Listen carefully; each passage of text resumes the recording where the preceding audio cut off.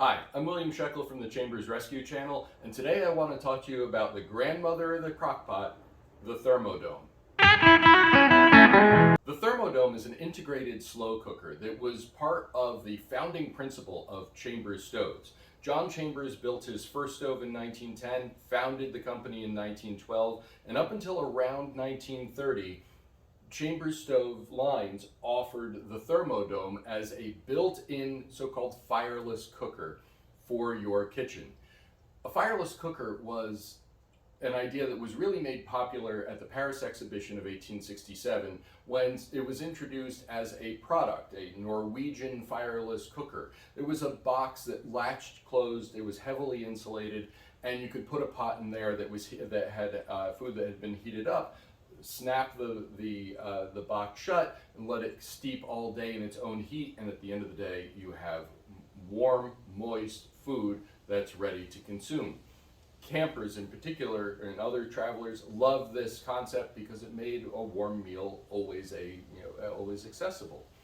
Now, the idea really isn't Norwegian, nor was it new in 1867. For as long as people have been cooking, they've been trying to cook on retained heat. Whether you find an old ceramic urn that had been buried or that had been packed in hay, there are tales of people in Germany sticking a warm pot of stew in their mattress when they go out for the day to come back to use to use the heat that the mattress retained for the pot. The idea of keeping your food warm is as old as eating warm food. But it was this Norwegian fireless cooker that really started this fad in the late 19th century.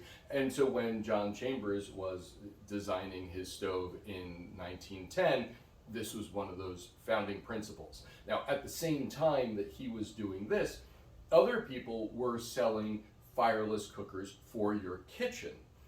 Kind of the set it and forget it. Prepare your food in the morning, let it cook all day, and whenever you come home, it's ready for you to cook.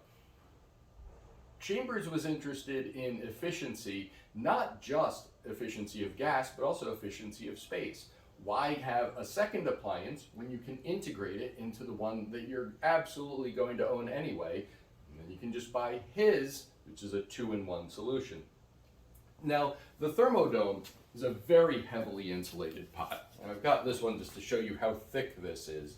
This is about 20 pounds of rock wool insulation inside enameled steel. Anything that is heated up and put inside this isn't going to get cold anytime soon.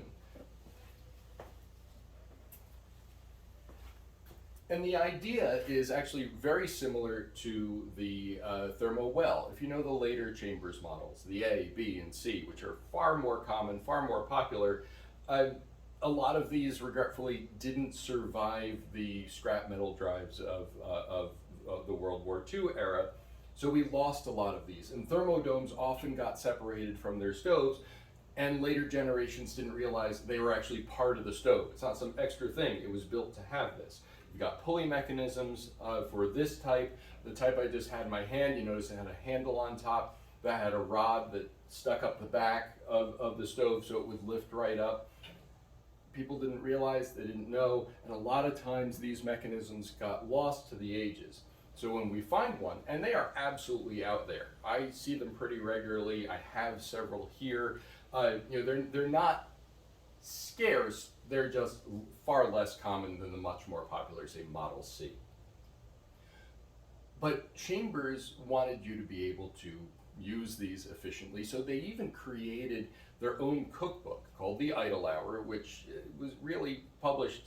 The earliest one I've seen is 1927, but according to people who I respect who know about these things, The Idle Hour is older than that. And they always included recipes for cooking in the oven and the dome, or later the well, with the heat off. And if you're familiar with this channel, of course, you know that my wife has a series of videos that show how to cook on retained heat using the Thermowell. The exact same recipes will work for the Thermodome. Now, Chambers, in addition to being very efficiency minded, also gave a lot of consideration to safety. one of those things that got lost on a lot of other stove manufacturers, especially at the time.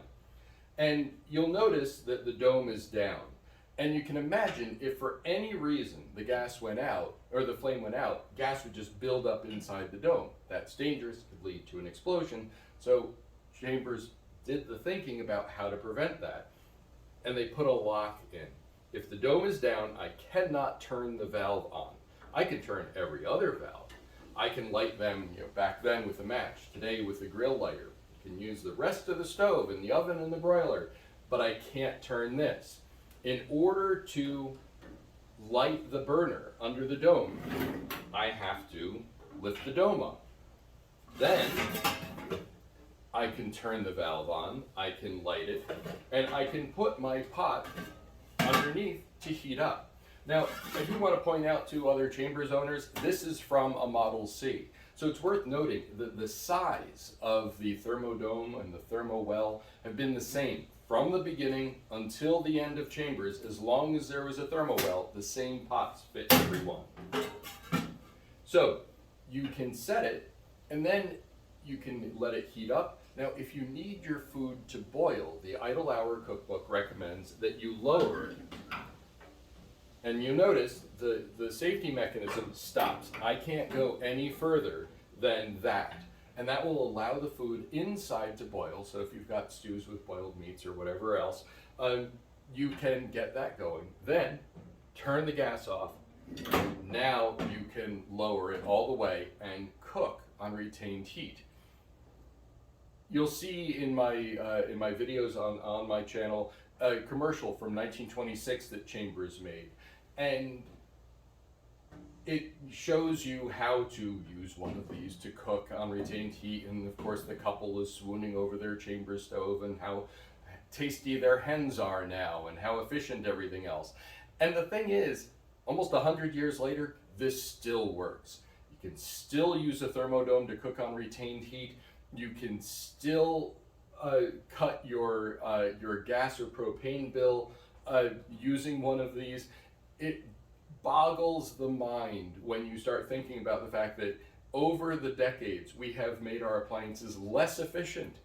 When did it become a good idea to make them less efficient?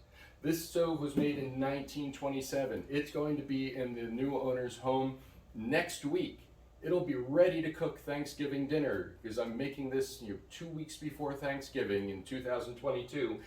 And for all the dinners to come, can be done more efficiently on the Thermodome. So if you're out there and see one of these antique Chambers, no, there's no reason why this can't be the stove in your kitchen. The Thermodome, you can use the original recipes from the old Idle Hour cookbooks. They're out there, they're online. Archive.org has them. You can find them on eBay if you want the originals. And even the Thermowell recipes or crockpot recipes will work inside the Thermodome for more efficient cooking 100 years later.